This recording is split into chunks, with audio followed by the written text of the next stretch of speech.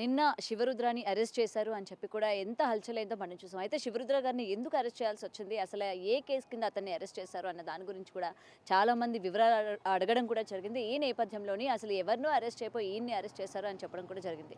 అయితే ఆ పొరపాటు ఎక్కడ జరిగింది? అసలు దీన్ని అరెస్ట్ చేయడం గల కారణాలు ఏంటి అన్న విషయాలు తెలుసుకుందాం. గురుగారు, అసలు నిజానికి మిమ్మల్ని అరెస్ట్ చేశారు అని తెలిసిన వెంటనే అసలు ఏ కేసు కింద అరెస్ట్ చేశారు? ఏంటి?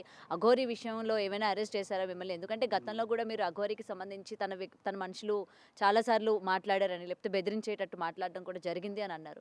అయితే ఆ నేపథ్యంలో మిమ్మల్ని అరెస్ట్ చేశారా? లేకపోతే అసలు దేనికి అరెస్ట్ చేయాల్సి వచ్చింది? అంటే ముఖ్యంగా ఏందంటే నిన్న జరిగిన యథార్థమైన విషయం ఏందంటే అమ్మ, అక్కడ ఒక మార్వాడికి సంబంధించిన వ్యక్తి ఎవరో అతను క్షుద్ర పూజలు చేసి ఒక నెల రోజుల నుంచి డబ్బులు 5 లక్షలు 10 లక్షలు ఇవ్వాలి లేని సమక్షంలో నిన్నటి రోజు సాయంత్రం ఆయనని రాత్రికి రాత్రి చంపేస్తానని బెదిరించడం లాంటివి చేసినప్పుడు వాళ్ళు వీడియో రికార్డ్ చేసుకొని ఆయన గారు ఆ ఫోటోలు స్క్రీన్ షాట్ తీసుకొని ఆయన గారి వ్యాపారం అనేది ఆదిపట్లలో ఉండడం చేత ఆదిపట్ల పోలీస్ అధికారులకు ఆయన సంప్రదింపించాడు. ఇచ్చిన తర్వాత ఆయన ఆదివారం వస్తున్నాడని ఇది ఒక ప్లాన్డ్గా వాళ్ళు 1 మంత్ బిఫోర్ నుంచి చేసుకొని ఈ ఆదివారం రమ్మని చెప్పు ఇక్కడికి అని చెప్పి ఆ లొకేషన్ అవన్నీ ట్రేస్ అవుట్ చేసిన తర్వాత అప్పుడు అదే సమయానికి ఆయన వచ్చాడు అన్న విషయం ఒకటి. రెండవది, నేను అది అక్కడి నుంచి అంబర్పేట రూట్ దాటుతున్నాను, టువర్డ్స్ నల్లకుంట నుంచి వెళ్తున్న సమయంలో నేను వచ్చేవాడెవరో అఘోరా అని అన్నారు అన్న ఇన్ఫర్మేషన్ పోలీస్ అధికారుల దగ్గర ఉండడం చేత, అంటే బండి మీద నాది ఏంటంటే ముందు త్రిశూలం ఉంటుంది, కొన్ని రుద్రాక్షలన్నీ ఉండడం చేత అవన్నీ చూసి ఈయన గారేమో అని చెప్పేసి వచ్చి ఆపడం జరిగింది. ఆపిన తర్వాత కొన్ని ప్రశ్నలు అడిగినప్పుడు నా శిష్యులు ఏమన్నారనంటే, మీరు గతంలో కూడా స్వామి పైన 2-3 సార్లు ఈ విధంగానే జరిగింది, ఇప్పుడు ఎల్లూరి శ్రీనివాస్ విషయం అని కాదు, శ్రీనివాసు పరంగా అయితే ఇది జరగలేదు, ఎందుకంటే ఆయన గారికి అంత అవగాహన నా మీదికి మనుషుల్ని పంపించే అంత అయితే లేదు. కాకపోతే కొందరున్నారు స్వాములు, కొందరున్నారు మన దగ్గర సనాతన ధర్మం పేరిట చెప్పుకుంటూ తిరుగుతున్న వాళ్ళల్లో ఇక్కడ మాట్లాడి నువ్వేంది నేనేంది అనే వాళ్ళ మీద నేను గతంలో కూడా కంప్లైంట్లు ఇవ్వడం జరిగింది. అలాంటి విషయంలోనే మన దాకా ఎవరైనా వచ్చారేమో, పోలీస్ అధికారుల్లాగా వాళ్ళు లేరు, సివిల్ డ్రెస్లో ఉండడం చేత వాళ్ళు మాట్లాడడం కొంచెము ఎట్లా అంటే క్వశ్చన్ టు క్వశ్చన్ లాగా ఉన్నప్పుడు నా శిష్యుడు ఏం చేశారంటే, మీరు పోలీసు వాళ్ళు అయితే పోలీస్ స్టేషన్కి వెళ్దామని చెప్పేసి మేము బండిని ఆయన గారిని అదే కారులోనే తోసేసి ఆయనని గట్టిగా వెనక్కి దుబ్బినట్టు చేసి కారులో కూర్చోబెట్టుకొని నల్లకుంట పోలీస్ స్టేషన్ దగ్గరకు వచ్చాం. వచ్చిన తర్వాత అక్కడ నుంచి నేను చిలకలగూడ పోలీస్ స్టేషన్కి వెళ్ళాను, ఎందుకంటే అక్కడ పోలీస్ స్టేషన్లో ఎవరు లేరు సమక్షంలో, శిష్యుడు కూడా అక్కడే ఉన్న తర్వాత చిలకలగూడకి వెళ్ళిన తర్వాత అక్కడ సదరు ఎస్ఐ గారు ఏం చేశారు, నన్ను డీటెయిల్గా ఇన్ఫర్మేషన్ తీసుకొని, స్వామి మీరు అందరికీ తెలిసిన వాళ్ళే కదా, ఏదో పొరపాటు జరిగినట్టుంది, ఎవరైతే వచ్చారో 2 క్రైమ్ బ్రాంచ్ నుంచి వచ్చిన కానిస్టేబుల్ అని ఇక్కడికే రమ్మన్నాను నేను, వస్తున్నారు అన్నప్పుడు అప్పటికే ఈయన గారిని మావాడిని ఆదిపట్లకు తీసుకుపోదామని వీళ్ళు అనుకుంటున్నారంట. అంటే వాళ్ళు అప్పటి వరకు నేనేంది అనేది విషయం ఇంకా వాళ్ళు ఫోటో క్లారిటీ తీసుకోలేరు, నేనే అనుకొని వాళ్ళు పట్టుకున్న దాంట్లలో ఏదో దొరికిపోయింది నేను ఎక్కడికో వెళ్ళిపోయినా అనుకుంటున్నారు. కేసు పెట్టారో అతనికి కూడా క్లారిటీ లేదు. అసలైన విషయం ఏంటంటే ఆ సంతోష్ని అయితే ఖచ్చితంగా ఎంక్వైరీకి పిలిపియాలి. ఇప్పుడు పోలీస్ అధికారులకైతే తెలియకపోవచ్చు, కానీ ఇప్పుడు ఎవరైతే ఉన్నాడో నెల రోజుల నుంచి మాట్లాడటోడికి మొహం గుర్తుపట్టేది ఉండదా. కాబట్టి సంతోష్ మీద నేను ఖచ్చితంగా కేసు వేయబోతున్నాము. సంతోష్ని ఆయన ఎవరైతే అన్నారో మార్వాడి అతనైతే వదిలిపెట్టేది లేదు. ఆయననైతే ఖచ్చితంగా నేను దీంట్లో ఇన్వాల్వ్మెంట్ తీసుకుంటా. పోలీస్ అధికారులను కూడా నేను ఆదిపట్ల పోలీస్ అధికారులతో కూడా నిన్న సాయంత్రం కూడా మాట్లాడడం జరిగింది. వాళ్ళు కూడా ఏంటంటే అలా ఒక మిస్కమ్యూనికేషన్ జరిగింది స్వామి గారు, కాబట్టి మేము దానికి నిజంగా మా వాళ్ళకు కూడా చెప్పాము, అదొక అపాలైజ్ లాగా తీసుకోండి. ఆజాద్ గారు కానీ మీడియా సోదరులు అందరూ రావడం చేత ఇది వెనక్కి జరిగిన వ్యవహారమే. ఇక్కడ వాళ్ళు పోలీస్ అధికారులు ఎస్ఐ గారు పిలిచిన తర్వాత ఫోటో చూసి మీరు కాదు స్వామి అని ఒక కానిస్టేబుల్ అంటున్నాడు అని అంటే, ఒక కానిస్టేబుల్ ఏ పొజిషన్లో ఒక ఫోటో చూసి మనిషిని జస్టిఫికేషన్ చేయలేరా? ఇప్పుడు గడ్డాలు ఉన్నాయి, మీసాలు ఉన్నాయి, ఇలా జ్వారేడు జుట్టు ఉంది అని అంటే అందరిది ఒకలాగా ఉండదు కదా మొహము.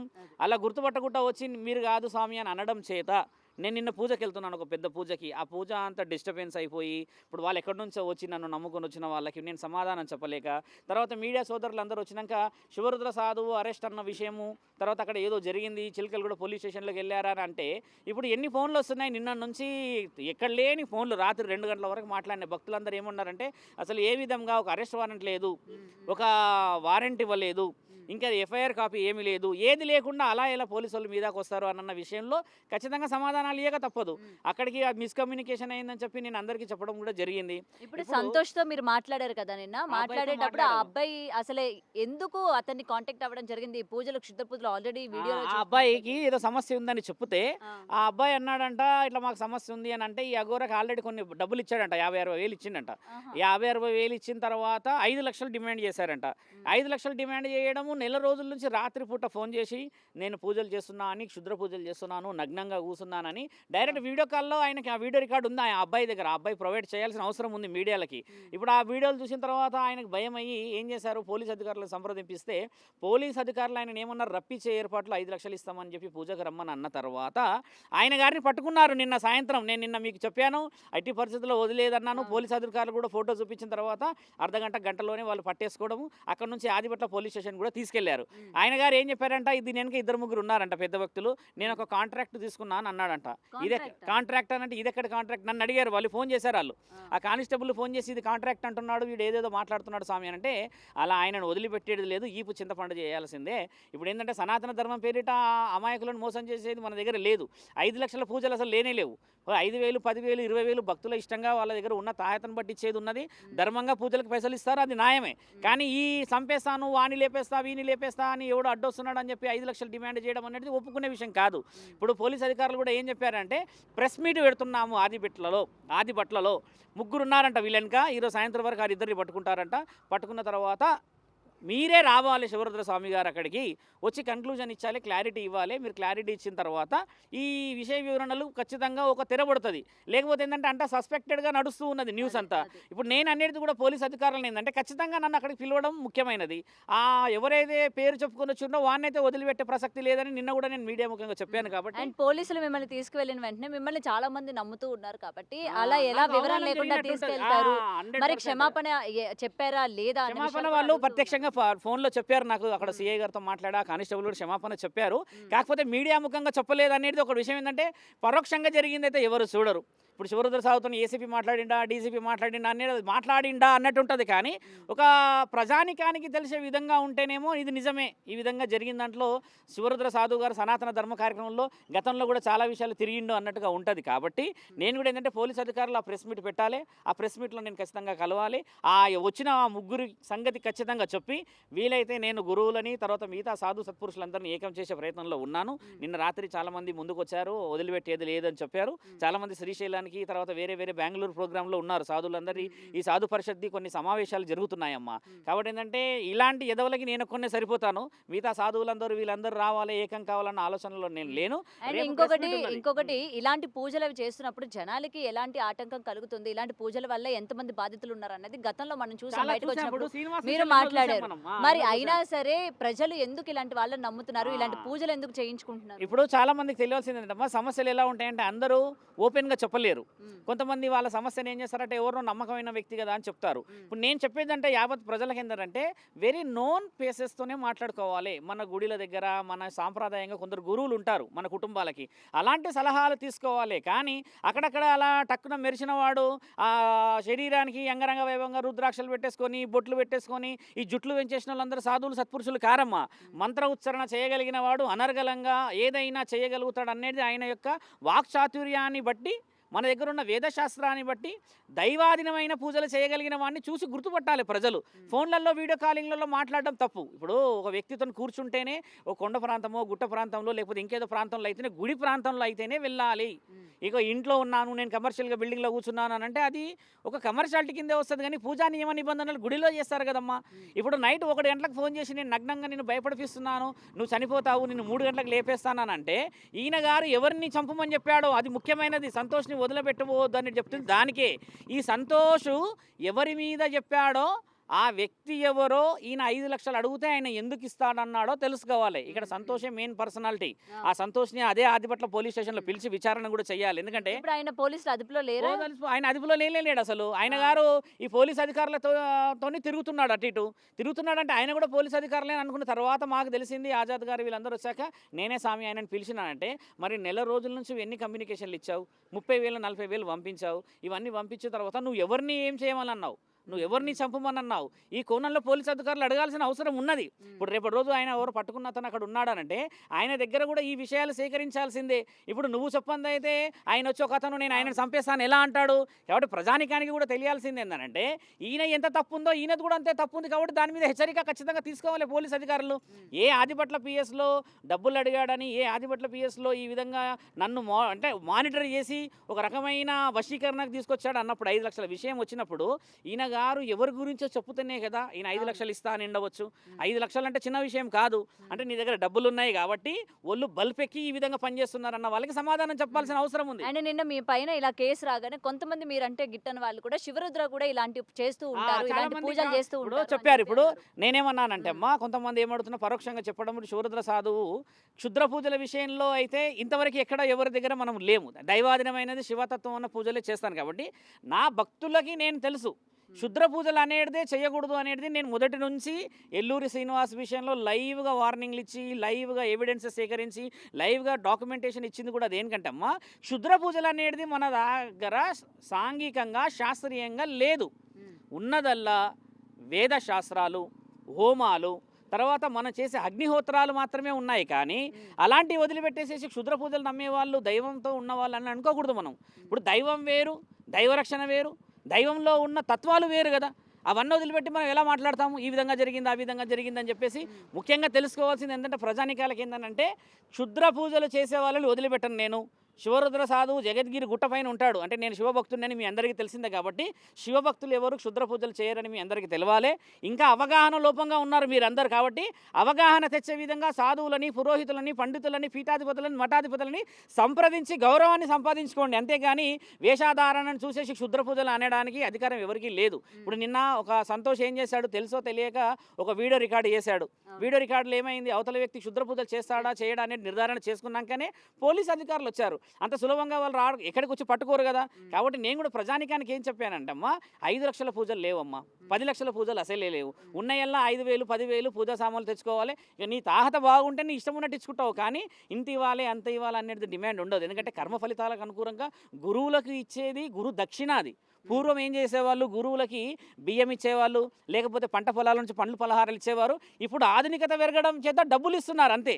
ఇప్పుడు మనం కూడా గమనించాల్సిందంటే గురువులకి డబ్బులు వేయాలా చేయకూడదా అని అంటే, ఇప్పుడున్న విషయ వివరణ అంటే నీ పాప కర్మలని కడుక్కోవడానికని నీవు ఆయనకి కర్మ ఇచ్చినప్పుడు ఒక అనుభవంగా, ఒక గౌరవంగా ఇస్తున్నది స్వీకరణ. కానీ దానికి ఒక డిమాండ్ అయిపోయింది. ఇప్పుడు 10 ఇస్తేనే, 20 ఇస్తేనే, 30 ఇస్తేనే. శ్రీనివాస్ ఏం చేస్తాడు, యోని పూజలని 15 లక్షలు తీసుకున్నాడు. అసలు 15 లక్షల పూజనే లేదు, మన శాస్త్రంలో దాగి లేదు. కామాఖ్యాదేవి గౌహాటిలో ఎక్కడో ఉంది, అవి పూజా విషయాలు వేరు. కాబట్టి ఇంకా అవగాహన చాలా రావాలి ప్రజల్లోకి. శివరుద్ర సాధువు ఇలా అన్నాడన్న ప్రతి ఒక్కరికి చెప్పేది ఏంటంటే, భక్తుల నుంచి సమాధానం వేరు, పరోక్షంగా మెసేజ్లు పెట్టేది వేరు. కామెంట్లు చూడండి చాలా పెడతారు, ఆ కామెంట్ ఎవరిది ఉండదు తెలియదు. ఒక కామెంట్ ఇంకొకటి, మీరు ఈ మధ్య కనబడకపోవడానికి కారణం కూడా శ్రీనివాస్ అంటే అఘోరికి సంబంధించిన వ్యక్తులు మిమ్మల్ని బెదిరించారు, మిమ్మల్ని అంటే వాళ్ళ నుంచి మీకు థ్రెట్ ఉంది కాబట్టి మళ్ళీ ఈయన మీడియా ముందు కనిపించకూడదు అని చెప్పి వార్నింగ్ ఇవ్వడం బట్టి ఈయన కనిపించలేదు అన్నారు కదా. ఇప్పుడు ఇంకోటి ఏంటంటే, ఎల్లూరి శ్రీనివాస్ దగ్గర నుంచి వార్నింగ్లు పడే అంత పరిస్థితుల్లో శివరుద్ర సాధువు లేడు. ప్రజలందరికీ తెలియాల్సింది ఏంటంటే, శ్రీనివాస్ చాలా చిన్న వ్యక్తి. ఆయనకి ఏంటంటే ఆయన మంత్రం మీరు చూశారు కదా, పౌండ్స్ పౌడర్ అని చెప్పి మీరే అన్నారు చాలామంది. కాబట్టి అలాంటి వ్యక్తికి భయపడే అంత స్థితి పరిస్థితులు ఇప్పుడు కాదు కదా, ఎప్పటికీ ఏర్పడదు. ఆయన గారి వ్యక్తులు కొంతమంది నన్ను అటాక్ చేశారు అన్న విషయం ఏంటంటే, నిర్ధారణ మొదట్లో శ్రీనివాస్ పెళ్లి జరిగినప్పుడు ఒక 15-16 మంది వచ్చేసి సస్పెక్టెడ్గా తిరిగి ఫోన్లలో మీరు ఎందుకు ఇన్వాల్వ్ అవుతున్నారు, మీకు ఈ విధంగా ఎందుకు, ఆ విధంగా కొంచెం వదిలేయండి అని అంటే, అదే కౌంటర్ అటాక్గా జగద్గిరిగుట్ట పోలీస్ స్టేషన్ నుంచి వాళ్ళకి ఫోన్లు చేయించాను నేను. ఫోన్లు చేయించడం జరిగింది, వాళ్ళు ఆగిపోవడము జరిగింది. ఇప్పుడు శ్రీనివాస్ వచ్చేసి థ్రెటనింగ్ ఇచ్చే పరిస్థితుల్లో లేడు. శ్రీనివాస్ బయట ఉన్నప్పుడే ఏమీ పొడవలేడు, లోపలికి పోయినాక ఏం పొడుస్తాడు. కాబట్టి ఆయన కూడా చెప్పేది, ఆయన గారు చాలామంది ఇప్పుడిప్పుడే తెలుసుకుంటుంది ఏంటంటే, శ్రీనివాస్కి అంత సీన్ లేదని నేను మళ్ళీ చెప్తున్నాను. ఎందుకంటే ఆయన గారు నోటి దూల ఉంది, ఆ నోటి దూల వల్ల ఆడపిల్లల విషయంలో లోపలికి పోయాడు. కానీ శ్రీనివాస్ అలా దుస్తులు లేకుండా తిరిగినన్ని రోజులు ఎవరు పట్టుకోలేరు. పట్టుకుందల్లా శ్రీనివాస్ని ఒకే ఒక విషయం, ఆడపిల్లలు ఇద్దరిని పెళ్ళిళ్ళు, తర్వాత వాళ్ళ తల్లిదండ్రులు ఇబ్బంది పెట్టడు. మూడో విషయము, ఈ యోని పూజలలో 15 లక్షలు తీసుకోవడం. అంటే ఇక్కడ 3 ఆడవాళ్ళ శాపమే ఇది. కాబట్టి ఏంటంటే స్త్రీలతో పెట్టుకున్నాడు కాబట్టి అది ధర్మం అయితే గెలిచేవాడు, అధర్మంలో ఎలా గెలవనిస్తాం. కాబట్టి అమ్మ అలాంటి వ్యక్తుల్ని ఎప్పుడు ఉపేక్షించబోలేము. శ్రీనివాస్కి, ఎల్లూరి శ్రీనివాస్కి ముఖ్యంగా అఘోరి అని పేరు పెట్టుకు తిరుగుతున్న ఆయన వల్ల ఎక్కడ ఏ విషయంలో శివరుద్ర సాధువుకు లేదు. కానీ నేను ఇప్పుడు ఓపెన్గా చెప్తున్నాను కదా, కొందరు సాధువులు భాగ్యనగరంలోనే ఉన్నారు. మేమేది అని చెప్పేసి, మేము ఎక్కడో లేని జ్ఞాన సంపదకులము, హిమాలయాల్లో నుంచి పెరిగి వస్తున్నామని చెప్తున్న వాళ్ళకి చెప్తున్నామ్మా. వాళ్ళ మీద నేను నిన్నగాక మొన్ననే కేసు కూడా జగద్గిరిగుట్టలో ఫైల్ చేశాను. ఎందుకంటే వాళ్ళు మాట్లాడే పద్ధతులన్నీ ఎలా ఉంటాయంటమ్మా, ఈ మైకి పట్టుకోగానే మేము మహా యోగులము, మహా పెద్ద సాధువులమని మాట్లాడతారు. చేసే పనులన్నీ మాత్రం దిక్కుమాలిన పనులు, దిగజారిన పనులు చేస్తున్న వాళ్ళందరినీ వదిలిపెట్టేది లేదని నిన్న చెప్పింది కూడా అదే.